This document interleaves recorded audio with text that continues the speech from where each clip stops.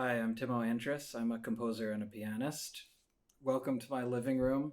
I was supposed to have been playing you a piano recital at Zankel Hall at Carnegie Hall tonight. Um, but we're here, so we're making the best of it. I was thinking actually that one of the funny things about this program is that it kind of started with the idea of playing in a living room with a set of pieces called collectively I Still Play, which were written for the former head of None Such Records, Bob Hurwitz, when he retired in 2017. Um, and so a bunch of None Such artists got together and wrote him this set of kind of at home pieces to be played in the home. Nonetheless, they've kind of gone on to have a public life. I've played them in public several times, and they formed sort of the core of this recital that I'd planned for Carnegie. Um, it's a really wonderful set that kind of it distills each composer's voice down to very concentrated miniature. Each one is quite lovely and quite distinct. It's a very varied set. Um, and the rest of the program I designed around those short pieces, kind of interspersed, as you'll see.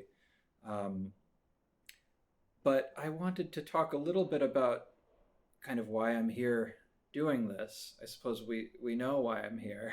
Um, but why did I want to record this recital as opposed to just live streaming it or um, saving it for another time when concerts resume again. For one thing, I was just sort of worried that these kind of months of work, these months of practicing and planning that go into a new recital program like this, I was worried that they'd kind of give way to entropy and that the music would just sort of vanish from my fingers and that would be that. It would be wasted effort. Um, I also know um, just sort of about myself that I do much better when I have a project to work on, when I'm working on a big new piece or a recital program or a concert.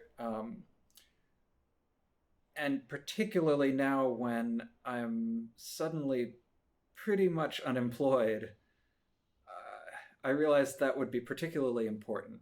So, about 6 weeks ago, I decided to start recording these videos. Um, Having very little experience doing this kind of thing, I have basic recording skills. I have basic recording equipment in my house, none of it very high end. And of course, I have my piano, which is right behind you there.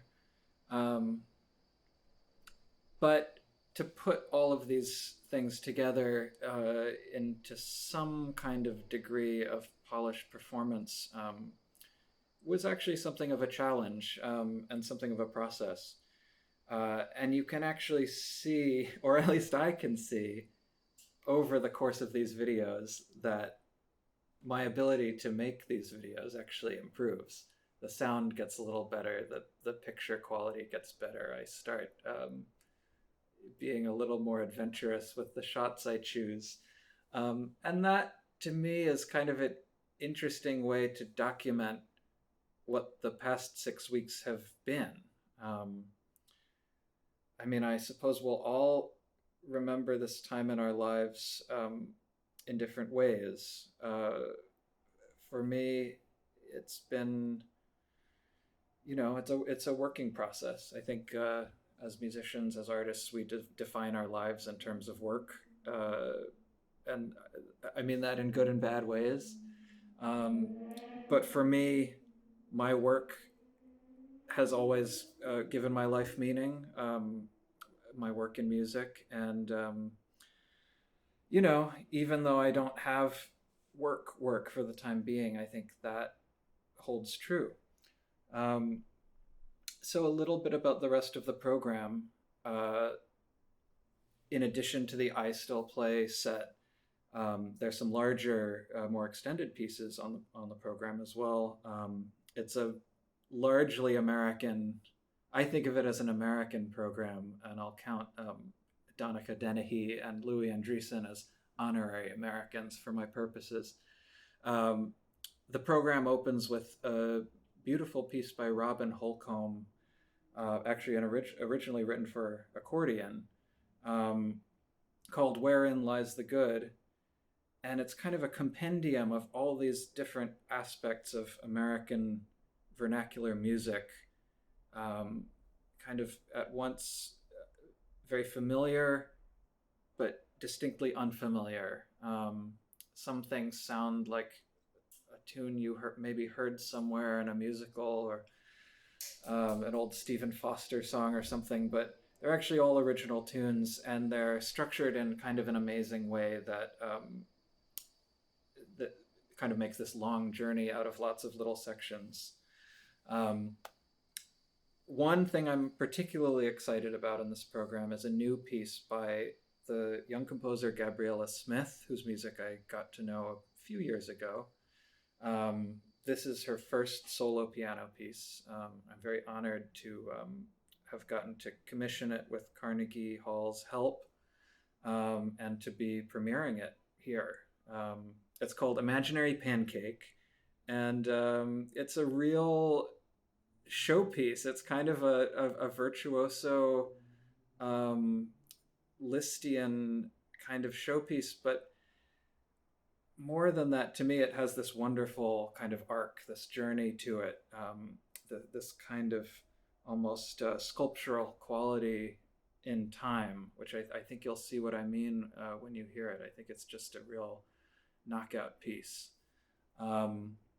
There's a larger piece of mine from a few years ago called Old Ground, and it's actually also my first time playing that piece. Similarly to Gabriella's piece, it's a very continuous journey. It kind of evolves from this very small, very simple cell to become this kind of juggernaut of energy, and by the end ends up in a completely kind of unexpected and I think rather dark place. I think of it as kind of one of the grimmest pieces maybe that I've written, though not without a degree of hope to it. From there, the two pieces I've played the longest on the program, Frederick Rzewski's Winnsboro Cotton Mill Blues and Aaron Copland's Piano Sonata. These I kind of see as two sides of the same coin in a way. I think both composers have a way of being simultaneously in touch with the American vernacular, and with the avant-garde, and certainly in Copland's case was one of the primary American composers to do that early on, and I think the Piano Sonata is kind of one of my favorite examples of that. It's a very pared down, very I think of it almost as like mid-century modernism, but in terms of I guess a kind of more populist vein of that than we typically think of in music.